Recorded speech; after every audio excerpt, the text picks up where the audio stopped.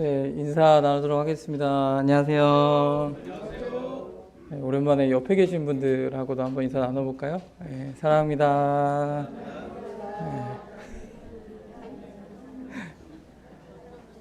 잠을 깨우는 데는 엄마의 잔소리만 한 게 없지만 영혼을 깨우는 데만큼 사랑한다는 고백이 만한 게 없다라는 말이 있다라고 합니다. 오늘 좀 날씨가 좀 찌뿌둥해서 한번 기지개도 한번 펴보실까요? 이렇게 좀 빼고 위로 쭉 하면 키가 큰답니다. 지금 안 크면 내 자녀라도 큰답니다. 쭉 뻗어보셔가지고 몸을 좀 푸시고 마음을 좀 가다듬으면서 저에게는 이 오늘 이제 준비한 이 주님의 말씀이, 그러니까 주님께서 저에게 주시는 말씀이 그 진라면이 두 가지 종류가 있잖아요. 무슨 종류가 있죠? 맞아요. 순한 맛하고 매운 맛이 있는데 개인적으로 저에게 이제 먼저 교훈을 주신 이 말씀은 상당히 매운 맛이어가지고 좀 마음을 우리 성도님들도 가다듬으시면서 주님께서 나에게 어떤 말씀들을 주시는지를 함께 깊이 묵상했으면 하는 마음이 있습니다. 교회는 하나님과의 관계를 올바로 세우는 곳이고 그곳에서 이제 신앙생활을 우리는 해나가고 있습니다. 그래서 나의 신앙의 성장에 있어서 가장 중요한 세 가지 요소. 그러니까 아무리 사역을 열심히 해도 아무리 무언가를 내가 정말 잘하고 있다라고 할지라도 내 일상생활에서 하나님과의 일대일 관계에서 하나님 앞에 기도하고 찬양을 드리며 말씀을 보는 이런 생활이 이루어지지 않으면 사실 하나님 앞에서의 관계가 올바로 서기가 굉장히 어렵습니다. 그러니까 사역을 통해서 얻어지는 게 분명히 있죠. 교회 생활을 통해서 얻어지는 게 있습니다. 집회에 나오시고 또 이렇게 예배에 함께함으로 얻어지는 게 있지만 그것은 길게 가기가 어렵다라는 거예요. 결국엔 나와 하나님과의 관계는 1대1의 관계 안에서 이루어지다 보니까 이 세 가지의 부분이 우리 성도님들 어느 삶을 살아가시든 또 내 나이가 어떻든 또 내 상황이 어떻든 이 세 가지 요소가 어떤 모양으로든 있어야 주님 안에서 신앙의 성장이 이루어지게 됩니다. 그래서 개인적으로 그 성경에서 딱 한 가지 말씀을 뽑아서 이 말씀이 가장 나에게 은혜롭다라고 한다면 어디 성구를 우리 성도님들 뽑으시겠어요? 저는 예전에 한번 강단에서 말씀드린 적도 있긴 한데 딱 한 구절을 뽑으라면 여기 계신 모두가 아는 그 구절을 아마 가져온 것 같고 이 말씀은 누구에게든지 참 은혜롭고 또 한편으로 교회에 다니지 않는 수많은 사람들도 잘 아는 또 말씀이기도 합니다. 같이 한번 읽어볼까요? 같이 한번 읽어보겠습니다. 시작. 화면이 안 나옵니까? 당황했어요. 다 거부하시는 줄 알고 읽기를 거부하시나 했더니 안 나옵니까? 이게 가끔 멈춰요. 그래서 지난 수요일에도 성도님들이 찬양을 잘 따라 부르시는 것 같은데 왜 그럴까 했는데 악보가 안 넘어갔다면서요. 저 끝나고 알았어요. 나옵니까? 안 나오네요. 한번 해보고 안 되면 성구를 직접 찾으라는 주님의 음성으로 듣고 다 아시는 말씀에 요절 아마 암송도 하실 수 있을 말씀인데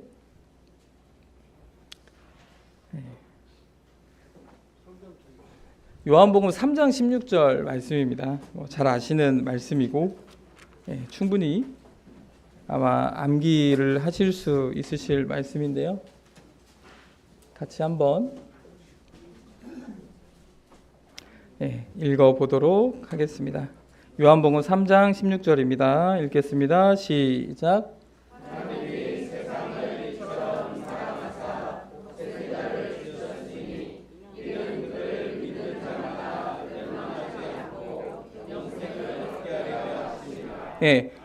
하나님이 세상을 이처럼 사랑하사 독생자를 주셨다라는 부분에 대해서 정말 수없이 말씀을 드렸고 그 누구도 이처럼 사랑했다라고 자신 있게 말할 수 있는 사람은 없다. 사랑에 있어서 그렇게 정말 너를 이처럼 사랑했다라고 자신 있게 말할 수 있는 사람은 드물다. 자기 자신을 잘 모르기 때문에 말할 수도 있죠. 그렇지만 하나님께서는 너무나 솔직하고 당당하게 말씀하실 수 있는 구절이다라는 겁니다. 이처럼 사랑했다라는 부분이죠. 그것을 입증하셨던 그 사건이 독생자를 주셨기 때문이다라는 겁니다. 그리고 그 다음 구절, 이는 그를 믿는 자마다 어떻게 된다고요? 멸망하지 않고 영생을 얻는다라는 겁니다.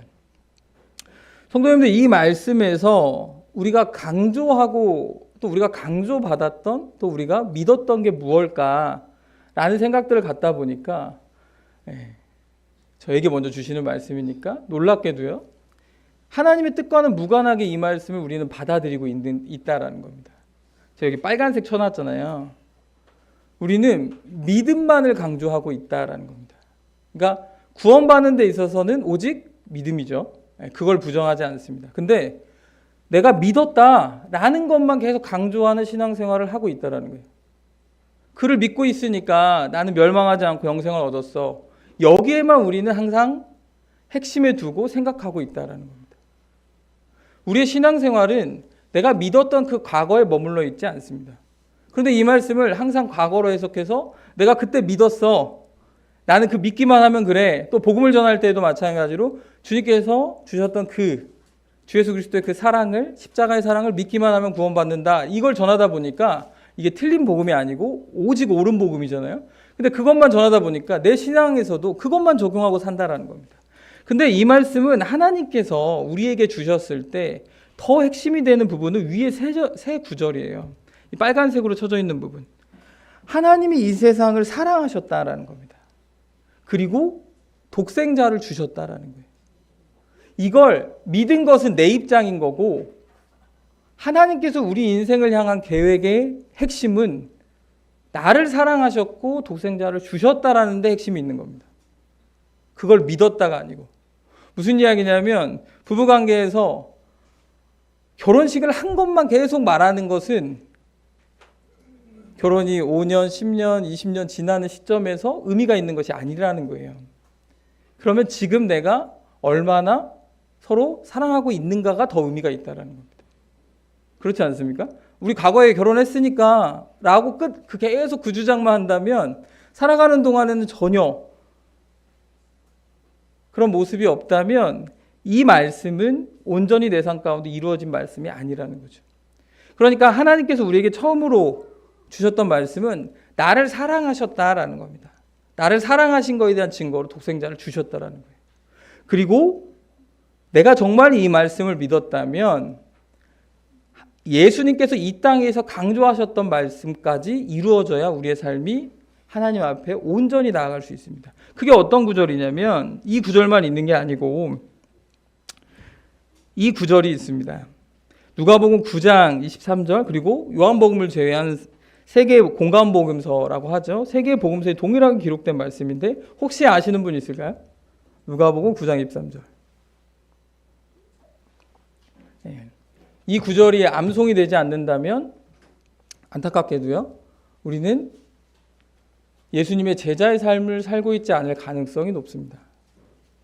이거는 저에게 하는 질문이었고 강단에서는 우리 성도님들과 함께 나눌 질문입니다. 같이 한번 읽어볼까요? 제가 적어왔는데 조금 작더라도 같이 한번 읽어보겠습니다. 시작.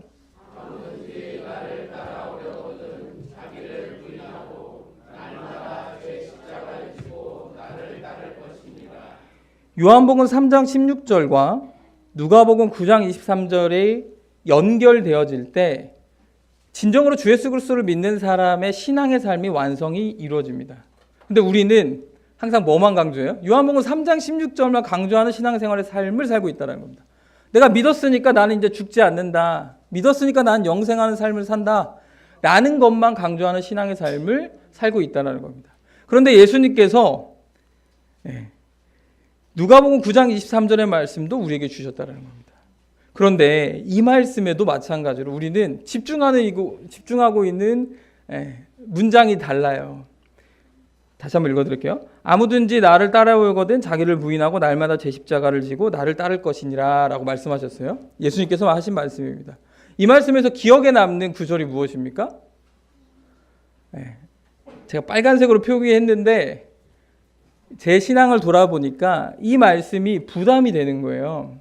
내 신앙생활에 부담이 되는 말씀입니다. 왜요? 이 빨간색만 기억에 남기 때문에 그렇거든요. 이 구절이 나를 부인하고 날마다 십자가를 지어야 된다라는 그 부분만 내 삶 가운데 남아있다라는 겁니다. 그러니까 내가 지금의 삶을 어떻게 포기하고 예수님의 제자의 삶을 살 수 있겠나. 지금의 삶이 너무나 편안하고 지금의 삶이 너무나 좋은데 이걸 어떻게 내가 부인하고 날마다 나의 그 십자가를 지고 내가 살아갈 수 있을까? 이게 인정이 되지 않는 거죠. 이 삶을 살아가고 싶지 않는 예수님의, 그래서 이제 팬인가 제자인가라는 그 책에서 제가 이제 이 책을 읽으면서 많이 고민했던 부분입니다. 내가 예수님의 제자인가 아니면 팬인가, 이 고민을 했었다라는 거죠. 이 부분이 같이 이루어져야 됩니다. 그런데 이 말씀도 마찬가지로 예수님께서 강조하고자 했던, 제자들에게 굳이 직접 말씀하셨던 첫 번째 내용은 이겁니다. 지금 동그라미 쳐지고 있죠. 네. 나를 따라오려거든 이라는 부분이 있다는 겁니다. 예수님을 우리가 믿었다면 예수님의 그 삶의 모습을 우리는 따라가야 됩니다. 그리고 따라가려고 했을 겁니다. 그리고 따라가고 있을 겁니다. 그런데 따라오려거든 어떻게 하라고요? 나를 부인하고 날마다 제 십자가를 지고 나를 따라야 된다라고 말씀하셨다라는 겁니다. 그러니까 우리는 예수님께서 나를 사랑하셨다라는 것에서만 끝나고 예수님께서 말씀하셨던 제자의 삶에는 관심이 없는 경우가 너무나 많았다라는 거예요. 이건 신앙의 완성이 아니다라는 겁니다. 그래서 아까 말씀드린 것과 같이 제자와 팬이라는 부분을 말씀해요. 팬입니까? 제자입니까? 팬과 제자의 가장 큰 차이가 무엇인 줄 아세요? 제가 농구를 좋아해요. 제가 농구를 좋아합니다. 그래서 중고등학교 때부터 농구 되게 많이 했었는데 어디 팬이었겠어요? 전주 KCC 팬이었거든요. 제가 여기 전주에 그 프로농구단이 있습니다. 그래서 고등학교 때 처음 고3 때 이제 수능 보고 처음 경기장에 가서 응원했고 그 후에도 이제 틈나는 대로 시간이 되면 가서 응원했는데 제가 언제 팬심이 바뀌었을까요? 맞아요. 잘하시네요. 아니 이 팀이 전주 유튜브라 지자체를 비난하기가 좀 조심스러운데 전주하고의 어떤 트러블이 문제가 생겨가지고 연고지를 바꿉니다. 전주에 있다가 부산으로요. 그러니까 제 마음도 변하는 거예요. 이 팀을 더 이상 응원하지 않습니다.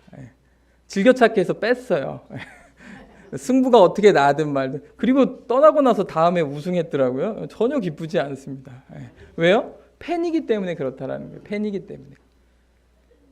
내가 그 삶을 살아가는 데 있어서 예수님의 팬이면 언제든지 변심한다라는 거예요. 마음이 변한다라는 거예요. 조금만 틀어지면, 조금만 마음에 들지 않으면 변심하게 되어져 있는 게 팬이다라는 겁니다. 프로스포츠를 예로 들었는데 이런 경우가 너무나 많아요. 제가 원래 영국에 보면 아스날이란 축구팀의 팬이었는데 박지성이 맨체스터 유나이티드를 간 후부터 다시 맨유를 응원하기 시작했어요. 근데 두 축구 프로팀은 정말 앙숙의 관계거든요. 말도 안 되는. 이렇다라는 겁니다. 팬심은 항상 변하게 되어져 있다. 근데 제자의 삶은 그것을 변하지 않게 만드는 거죠. 그러니까 예수님을 따라오려거든 자기를 부인하고 날마다 제 십자가를 지어야 된다라는 부분에 있어서 핵심은 따라올 거냐 말 거냐에 달려있다라는 겁니다. 내가 예수님을 따르기로 하면 사실은 이 다음의 삶이 이루어지게 되어져 있어요. 근데 우리는 뭐부터 걱정합니까? 내 삶을 포기하는 것부터 걱정하니까 예수님을 따라가는 삶을 살아가고 싶지 않은 거죠.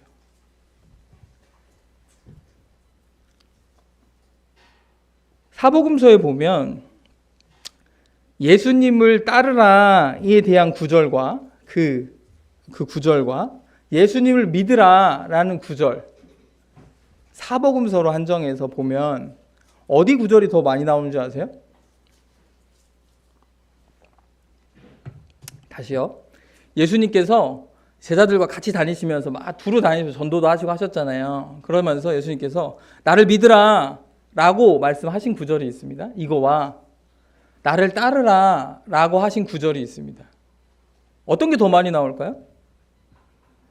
그렇죠. 역시 이 정도 눈치는 있어야 사회생활 하시는 거예요. 오늘 지금 계속 따르라고 얘기했으니까 따르는 부분이 아니면 제가 이걸 질문하지 않겠죠. 놀랍게도요, 예수님을 믿으라가 아니라 예수님을 따르라라는 구절이, 믿으라는 구절이 이제 이건 좀 그 헬라어기 때문에 해석마다 좀 차이는 있지만, 믿으라는 구절이 4번 정도밖에 나오지 않는다라는 거예요. 예수님께서 직접 말씀하신 믿으라가. 사람들을 만나면서 나를 믿으라라는 부분이 4번밖에 나오지 않습니다. 놀라운 기적을 보여주시고도 나를 믿으라라고 말씀하신 구절이 별로 없었다라는 거예요. 근데 예수님께서는 뭘 많이 하셨냐면 나를 따르라라고 말씀하신 적은 굉장히 많다라는 겁니다. 20번 이상 기록되어져 있다. 저도 이제 단순 검색을 해봤어요. 해보니까 사건이 겹치긴 하는데 적어도 10몇 번 이상 분명하게 하셨더라고요. 혹시 예수님께서 나를 따르라 라고 복음서에 기록된 본문과 인물이 기억나세요? 기억나시는? 예수님께서 나를 따르라 라고 말씀한 인물들이 있다는 게 성경 인물들이. 빌립, 요한복음에 나오는 빌립에게 가서 나를 따르라 라고 분명히 말씀하셨다는 겁니다. 세리 마태, 그렇죠? 찾아가서 나를 따르라 라고 말씀하셨다는 거예요. 조금 애매하지만 베드로 직접 찾아가셔서. 근데 좀 부끄럽지만 저도 수련을 하면서 제자를 양육하거든요. 제자라고 하기에 저는 좀 어색해요. 작년에 1명, 올해 1명 계속 하고 있습니다. 한 100시간 정도의 이렇게 슈퍼비전이라고 얘기하는 어떤 뭐 조언을 해줘야 돼요. 그 수련생한테 이렇게 수련해라, 이렇게 해라, 이렇게 해라, 이렇게. 근데 제자를 받을 때, 제가 받을 때요? 조건이 없었을까요? 있습니다. 제자를 받는 데 있어서 조건이 없지 않다라는 거예요. 그 조건이 분명히 존재합니다. 그리고 제자를 모집하는 데 있어서 어떻게 했을까요? 모집 공고를 냈어요.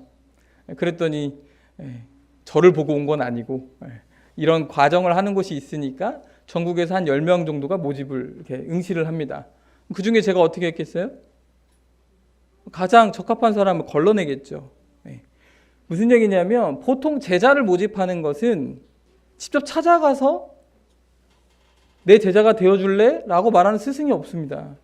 그런 스승 보신 적 별로 없으시죠? 스카우터는 그렇게 해요. 스카우터는 연예 기획사의 스카우터는 너무 괜찮은데 우리 혹시 기획사에 와서 같이 해볼래요? 스카우터는 하지만 스승은 그렇게 하지 않습니다. 예수님께서 직접 오셔서 우리에게 초대장을 보내셨어요. 어떤 초대장이요? 나와 함께 나의 제자의 삶을 살아가겠느냐라는 초대장을 그 수많은 제자들에게 보냈습니다. 그런데 놀랍게도요, 같은 사건을 경험했는데 사람들의 반응이 천차만별이에요. 그 중에 가장 대표적으로 나오는 본문이 오병이어입니다. 자, 글씨 보이세요?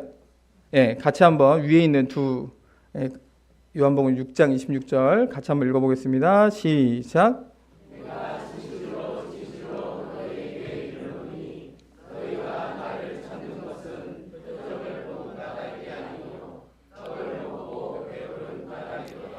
오병이어를 읽으면 좀 그냥 솔직히 예수님이 좀 이상합니다. 예수님이 되게 이상해요. 보세요. 제가 만약에 놀라운 기적을 행해가지고 와 진짜 저 사람 대단하다라고 했으면 그걸 가지고 대부분의 사람들은 나의 이익을 취득하지 않겠습니까? 예를 들어서 내가 놀라운 기술을 보여주고 자 이거 한번 보여줬는데 다음에 또 보고 싶으면 예전에 그랬다면서요. TV가 마을에 한 대 있어가지고 그 TV 한 대 보려고 가서 어머니 뭐 했다고 했는데 뭘 했대요. 뭐 부엌 같은 걸 해가지고 하면 TV 30분 1시간 보여주고. 내게 놀라운 게 있으면 나에게 이익이 될 만큼의 어떤 것을 하게 하고 그것을 보여주겠죠. 예수님은 오병이어를 통해서 놀라운 기적을 보이셨습니다. 물고기 2마리와 떡 5개로 성인 남자 5,000명을 먹이시는 놀라운 이적을 보였다고요. 근데 그 다음날 어떻게 하셨습니까? 자, 다음에 내가 또 보여줄 테니까 더 많은 사람 데려와라. 그럼 예수님 엄청 많이 믿을 거잖아요. 보통 사람의 생각은 그런데 예수님 되게 이상하다라는 거예요. 그렇게 안 하셨어요. 어떻게 하셨습니까? 배 타고 조용한 곳으로 떠납니다.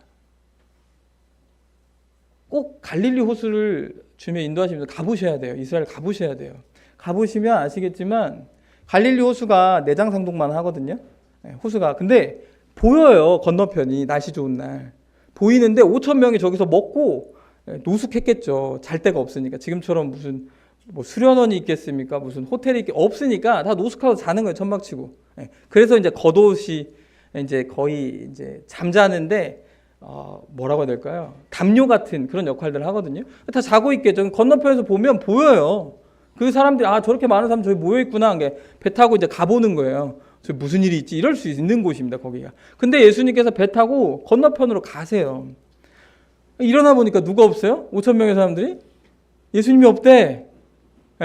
밀집해 있으니까 다 소문이 날 거 아닙니까? 예수님 어디 갔대? 어디 갔대? 어디 갔대? 어디 갔어? 어디 갔어? 이럴 거 아니에요. 건너편으로 갔구나 하니까 쫓아갑니다. 지금 이게 요한복음 1장부터 나오는 본문을 제가 쭉 말씀드리고 있어요. 26절에 사람들이 찾아오니까 예수님께서 뭐라고 말씀하시냐면, 자, 떡 갖고 있니? 10개 있어? 그럼 내가 더 놀라운 기적을 보여줄 테니까 친구들 다 데려와. 이렇게 하신 게 아니고 이 찾아온 사람들한테 되게 민망할 정도의 말씀을 하시는 거예요. 뭐라고요? 내가 진실로 전실로 너에게 이르노니 너희가 나를 찾는 까닭은 내가 하나님의 아들인 거, 하나님의 독생자인 거, 내가 하나님인 것을 보여준 까닭이 아니라, 여기서 말하는 표적이 그 의미거든요. 그런 까닭이 아니라 단순히 너희 배고픔을 내가 해결해줘서 너희도 온 거 아니냐? 이렇게 말한 겁니다. 이 말씀을 들었다고 생각해 보세요. 어떠실 것 같으세요? 제가 놀라운 기적을 보여주고, 내가 놀라운 걸 여러분들 보여주고, 자, 이 물건 사시려면 한 25억 정도 가져오셔야 돼요. 그러면 저런 도둑 형제 이렇게 할 거 아니에요. 그렇죠? 말도 안 되는 얘기인 거죠. 예수님 똑같이 이렇게 말씀하셔요. 너희들이 날 찾아온 까닭은 그런 게 아니냐. 배고픔이 해결돼서 온 거 아니냐라고 말씀하셨다라는 거예요. 그러면서 그 뒤에 예수님께서 쭉 이 말씀을 풀어주시면 왜 이런 기적을 보여주셨는지, 내가 누구인지 쭉 요한복음을 풀어주시고, 마지막 요한복음 5장, 6장, 66절에 나오는 결론이 있어요. 어떤 결론이 일어나야 되겠습니까? 오병이어를 보여주고 하루 지났어요. 그리고 생명의 떡이 무엇인지, 생명의 말씀이 무엇인지, 내가 누구인지 막 말씀해 주십니다. 이렇게 되면 어떤 결론이 일어나야 됩니까? 우리는 드라마를 너무 많이 봐가지고 거기 있는 5천 명이 다 믿어야 돼. 그래야 놀라운 일 아니겠습니까? 근데 성경은요 정확하게 기록하고 있습니다. 팬들은 다 떠났다라고 말하고 있어요.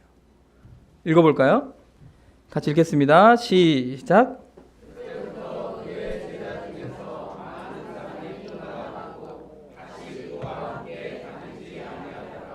하루 전에 떡 5개와 물고기 2마리로 성인 남자 5천 명 이상을 먹이신 예수님의 기적을 눈앞에서 목격하고도 하루 지났다고. 너희가 그 배고픔이 해결된 까닭에 날 찾아온 게 아니냐. 나는 생명의 떡이다. 내 몸을, 조금 제가 요절이 안 되니까 조금 틀릴 수 있습니다. 내 몸을 먹는 자는 영생을 얻을 것이다. 이렇게 이제 말씀하는 구절이 쭉 나오는데, 그 말을 듣고 사람들이 어떻게 했다고요? 많은 사람이 떠나갔다라는 겁니다. 예수님과 함께 하지 않았다라는 거예요. 왜 그럴까요? 앞에서 계속 말씀드렸던 것 같이 팬이기 때문에 그렇다라는 겁니다. 예수님의 팬인 거예요. 너무 놀랍잖아요. 죽은 사람을 살려내시고 아픈 자를 고치시고 너무 놀랍지 않습니까? 너무나 아름다운 말들을, 멋진 말들을 해내시는 예수님, 난 저 사람을 존경해. 저 사람 너무 좋아. 팬심은 변한다라는 겁니다. 그런데 감사하게도요, 이 본문을 쭉 읽다 보면 남아있는 사람들이 있어요. 누군지 아십니까? 예수님의 초대를 받은 12제자들은 남아있었다는 겁니다. 왜요? 그들은 예수님의 팬이 아니라 제자의 삶을 살고 있기 때문에 그렇다라는 겁니다. 예수님께서는 우리를 따르라고 말씀하셨다라는 겁니다. 물론 따르는 데 있어서 우리가 믿는 것이 중요합니다. 먼저 믿고 그 믿음으로 말미암아 우리는 예수님을 따라야겠죠. 팬들은 결코 함께하지 않는다라는 겁니다. 그러면서 우리 성도님들에게 질문하려는 게 이겁니다. 성도님들, 나는 예수님의 팬입니까? 제자입니까? 이걸 또 보여주는 인물이 한 명 더 있어요. 네, 이름을 써왔네요. 누구라고요? 네. 네, 맞춰보시라고 하려고 했더니 네. 팬의 정형적인 모습을 보여주는 니고데모가 나옵니다. 그런데 니고데모는 팬이었다가 제자로 변하는 삶을 살아요. 그걸 좀 설명드리려고 하는데, 니고데모가 예수님을 찾아온 때가 언제였죠? 네, 잘 아시죠? 네, 이제 밤중이었습니다. 밤중에. 왜 그랬을까 보면 니고데모는 지금 우리 정치 상황으로 따지면 대권 주자였어요. 어떻게 보면 정치적으로 굉장히, 우리가 이제 뉴스에서 잠룡이다 뭐 이런 얘기 하잖아요. 누가 잠룡이다 뭐 이런 얘기 하는데, 마찬가지로 굉장히 엄청난 영향력을 가진 사람이었습니다. 그러니까 사회적인 인식이 굉장히 두려울 수밖에 없는 존재죠. 예수님을 찾아간다? 말도 안 되는 얘기입니다. 왜요? 예수님이 메시아일 수 없어요. 왜요? 네, 나사렛에서 태어났기 때문에 안 돼요. 성경을 아는 수많은 유대인들은 나사렛에서 태어나면 이건 메시아일 수가 없다. 메시아는 어디서 태어나야 됩니까? 베들레헴에서 태어나야 되거든요. 그래서 예수님 베들레헴에 태어나신 겁니다. 근데 많은 유대인들은 몰라요. 베들레헴에 태어났다는 걸. 왜요? 그가 이제 호적이 아니고 그가 자라고 태어난 곳이 나사렛이기 때문에, 그 갈릴리 무슨 조그마한 촌동네에서 그 낚시질이라는, 그 어부질이라는 뭐 그런 곳에서 무슨 메시아가 태어나. 예루살렘 근처에 있는 베들레헴에서 태어나야지, 다윗의 자손으로 태어나야지, 이렇게 이제 성경을 아는 수많은 학자들은 당연히 그럴 수밖에 없죠. 니고데모는요, 혹시 모세 오경 얘기하면 시험 드시니까 혹시 한 5장 정도 내가 암기한다, 자석 9절 말고 5장 정도 암기한다, 없으시죠? 그래서 우리가 유대인이 아닌 거예요. 감사하세요. 우리가 한국인이니까. 유대인들은 모세 오경을 달달달 외우는 사람입니다. 이 니고데모가 속해 있는 산헤드린 발음이 잘 안 돼요. 산헤드린 공회원이 되려면 성경에 정말 뭐 박사 중에 박사가 아니고서, 왜냐면 다 물어올 거니까. 무슨 이야기냐 이렇게 물어볼 때 답변을 줘야 될 정도의 지식이 있으려면 어마어마한 성경을 아는 사람이었다라는 겁니다. 근데 그가 예수님을 믿는다? 굉장히 어렵다라는 겁니다. 근데 예수님께서는 참, 전 본문을 보면서 이제 제가 이제 묵상할 때 참 이상하다, 참 이상한 분이다 이런 생각 많이 하는데, 첫 질문이 무엇이었습니까? 니고데모에게? 야, 네가 거듭났냐? 이게 물어봐요. 와, 참 이렇게 말할 수 있는 지혜가 있다면 얼마나 좋을까. 제가 이제 좋아하는 강연자들 이렇게 보면, 야, 어떻게 저렇게 말을 잘할까. 저도 배우거든요, 보면서. 근데 네가 거듭났냐? 이 질문이 이 니고데모에게는 지금까지 쌓아왔던 종교적인 어떤 위상, 성경 지식 다 와르르 무너뜨리는 구절이었어요.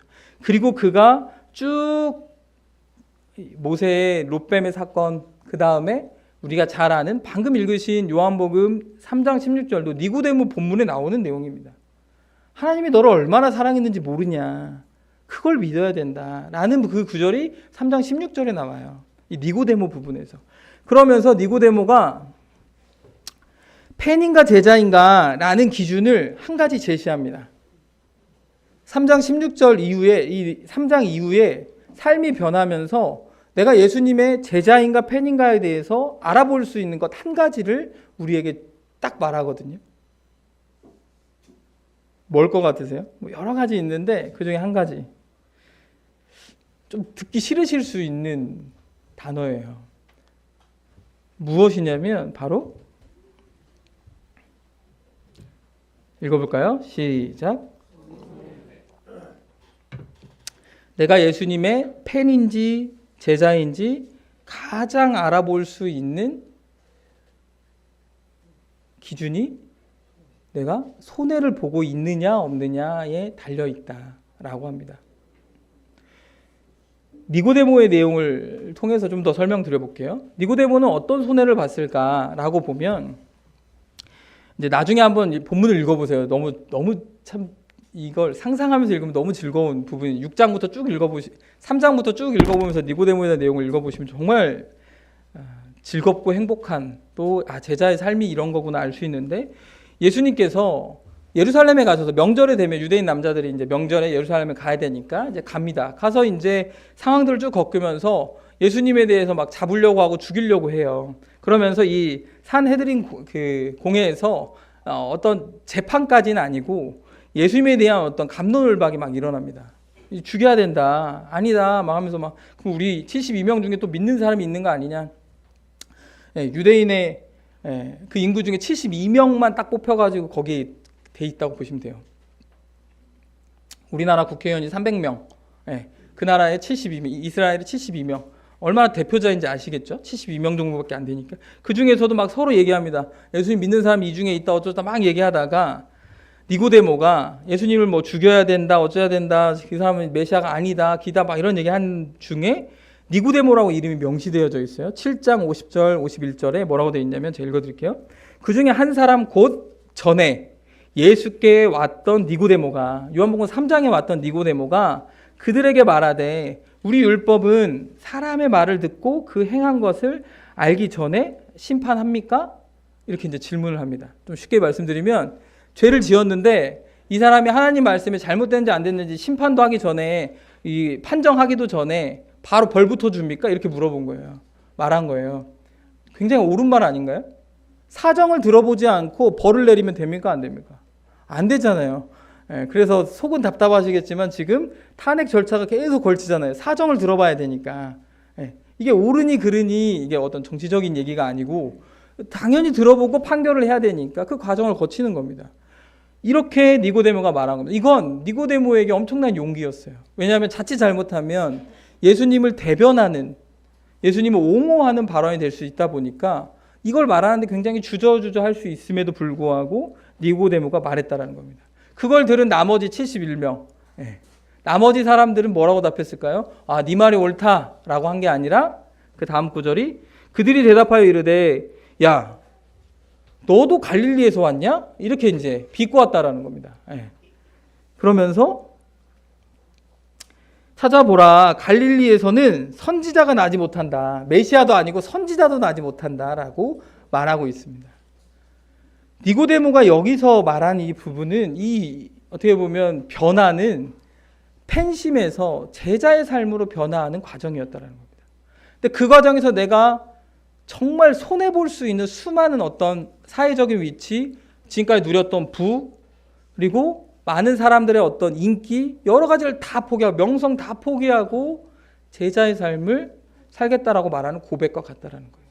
여기서 끝나는 게 아니고 요한복음 19장 38절에도 예수님께서 죽으시고 장사 지낼 때 아리마대 사람 요셉과 함께 가서 제가 읽어드릴게요. 일찍이 예수께 밤에 찾아왔던 니고데모도 요한복음 3장에 그 밤에 찾아왔던 니고데모도 모략과 침향을 섞은 것을 100리타리쯤 가지고 왔다. 장사를 지내려고 예수님의 장례를 치르려고 당당하게 나섰다라는 겁니다. 전승에 의하면 니고데모는 전승입니다. 전승에 의하면 니고데모는 1세기쯤 어느 시점에 순교했을 것이다 라는 전승들이 있다 그래요. 그걸 어떻게 할 수 있냐면 나중에 그 성화에 그려지는 인물들이 누군가 찾다 보면 니고데모가 많이는 아니고 조금 등장합니다. 그러면서 이 사람도 순교했겠구나. 이런 전승들에 의한데 돌아와서요. 자, 니고데모는 예수님의 팬이었습니까? 제자였습니까? 요한복음 3장에서는 팬이었어요. 예수님 너무나 놀라운 분이시다. 팬이었다라는 겁니다. 그런데 그의 신앙생활 가운데 예수님을 믿고 예수님에 대해서 계속해서 알아가고 예수님을 경험하는 가운데 그는 제자의 삶을 선택했다라는 겁니다. 근데 거기에 기준이 무엇이었다고요? 내가 얼마나 손해보고 있느냐라는 거예요. 우리 성도님들 간증하시잖아요. 간증하는 내용을 자세히 듣다 보면 내가 이 사회에서, 내가 우리 가정에서, 우리 집에서 사실 그렇게 예수님을 믿는다라고 얘기하지 않으면, 예수님을 전하지 않으면 손해보지 않아도 되는데 손해보는 일이 많아요 라는 간증을 하실 때가 있습니다. 근데 그 간증 들으면 불쌍해요? 그렇지 않잖아요. 네. 손해보는 삶을 전하는데 우리는 기쁨이 있습니다. 왜요? 이 손해에 대해서 하나님께서 갚아주실 거라는 믿음의 약속이 있기 때문에 그렇거든요. 그러니까 내가 내 삶 가운데 내가 예수님 믿는다고 하면, 예를 들어 우리 사회생활 막 시작한 사람들 술 거부하면 나 괜히 왕따 당하는 거 아니야? 이 약속에서 내가 빠지면 이 모임에서 내가 왕따 당해서 내가 그러는 거 아니야? 손해잖아요. 손해보는 거잖아요. 감정적으로 얼마나 힘들어요. 학교에서 내가 이러면 이러는 거 아니야? 내가 이렇게 하면 더 손해보지 않을까? 이런 생각 때문에 아까 자기를 부인하고 십자가를 지라는 것만 생각한다라는 거예요. 손해볼 것만 생각하게 된다. 나 이거 부인 못해. 나 이거 포기 못해. 그러니까 예수님을 따르지 않는 겁니다.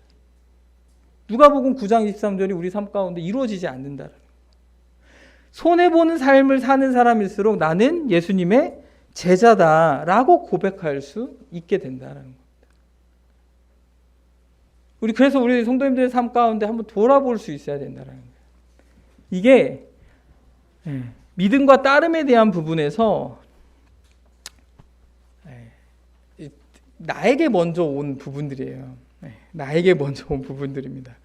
그러니까 왜 이런 고민을 하게 됐냐면, 한 5분 정도 남았으니까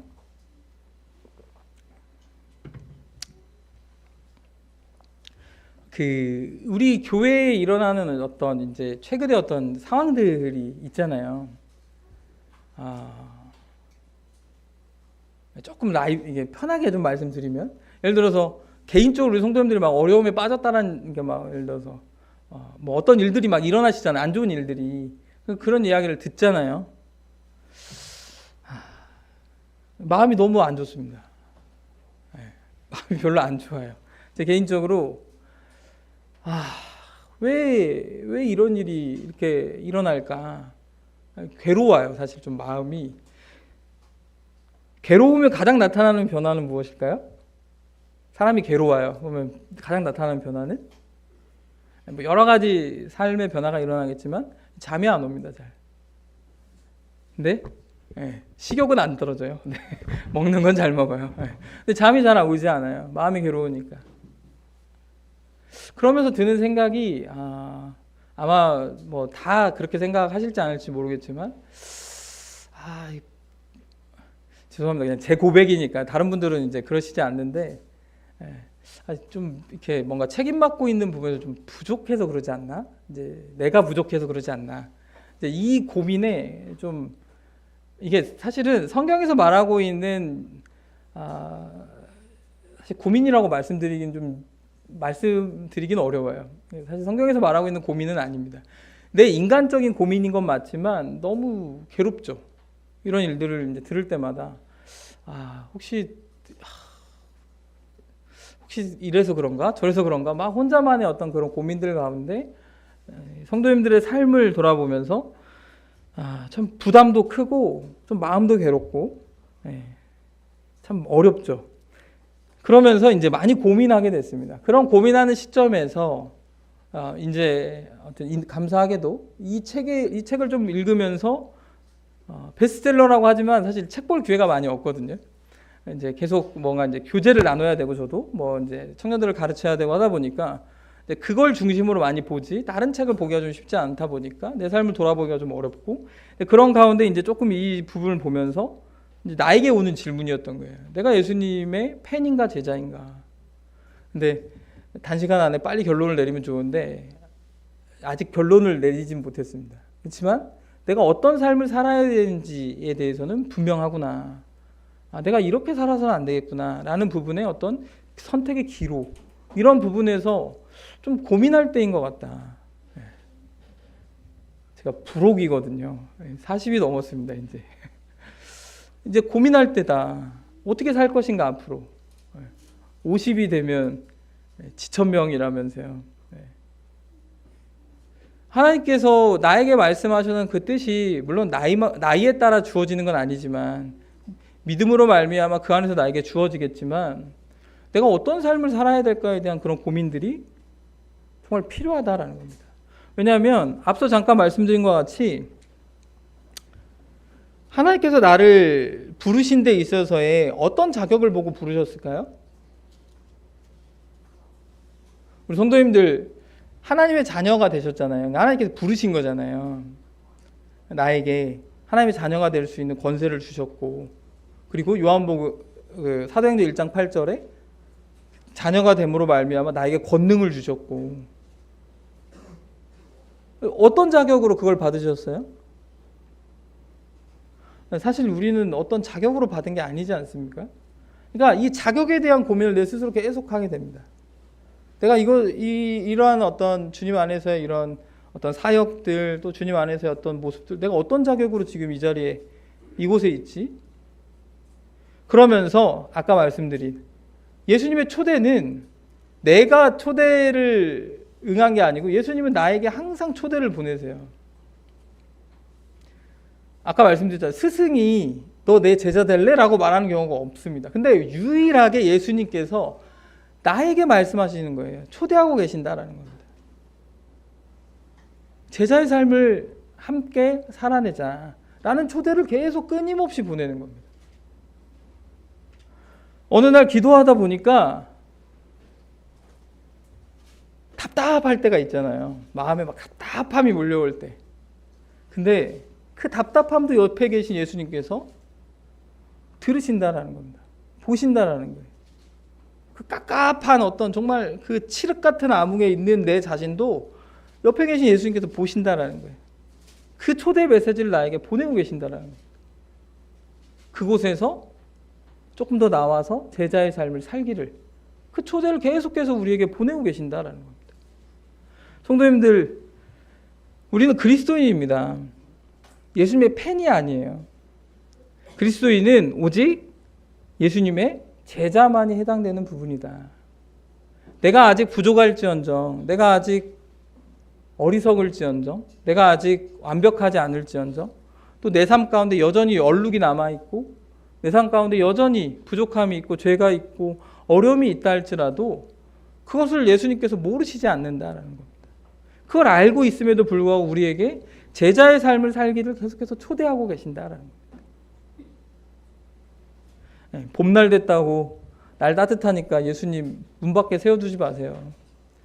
겨울 지났다고 이제 따뜻하니까 계실만 하겠지 이렇게 생각하지 마시고 이 초대를 성도답게 또 기도 가운데에서 또한 신앙의 습관으로, 그러므로 우리 성도님들 모든 우리 정학부목의 성도님들의 삶 가운데 하나님 앞에서 아름다운 신앙의 유산을 남기시기를 함께 기도하겠습니다. 기도하고 말씀 마치겠습니다.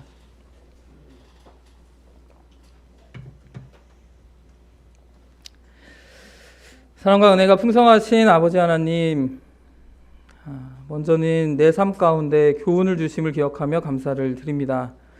아버지 하나님, 주님께서 하나님께서 나와 1대1 관계를 좀 맺기를 원하고 계시며, 내가 단순히 하나님을 아는 지식에서 끝나는 것이 아니라 하나님을 진정으로 알므로, 하나님을 알고 있으므로 내 삶 가운데 하나님의 놀라운 은혜와 또 하나님의 놀라운 그 능력들이 이루어지는 그런 삶을 좀 살아낼 수 있도록 주님께서 큰 은혜 베풀어 주시기를 간절히 바라옵나이다.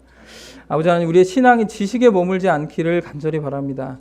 이 말씀이 하나님의 정말 교재로서 정말 듣기 좋았다, 또 지식적으로 어떻다 이런 평가가 아니라 정말 내가 이제는 제자의 삶을 살아가는 데 있어서 그 정말 울림이 되고 또한 하나님의 음성이 되어질 수 있도록 주님께서 큰 은혜를 베풀어 주시기를 간절히 바라옵나이다. 아버지 하나님, 우리의 연약함을 아십니다. 그 연약함을 채우시는 주님께서 우리 삶 가운데 주인 되심을 드러내심으로 정말 학교 생활할 때, 직장 생활할 때, 가정 생활할 때 그 어느 곳에 있든지 그리스도인답게 예수님의 제자로서 삶을 살아갈 수 있도록 주님께서 항상 함께하여 주시기를 간절히 바라옵나이다. 아버지 하나님께 모든 것 맡겨드리오며 우리 삶을 책임져 주시기를 간절히 바라올 때 우리를 사랑하시는 주 예수 그리스도의 이름으로 기도를 쌉나이다. 아멘. 감사합니다.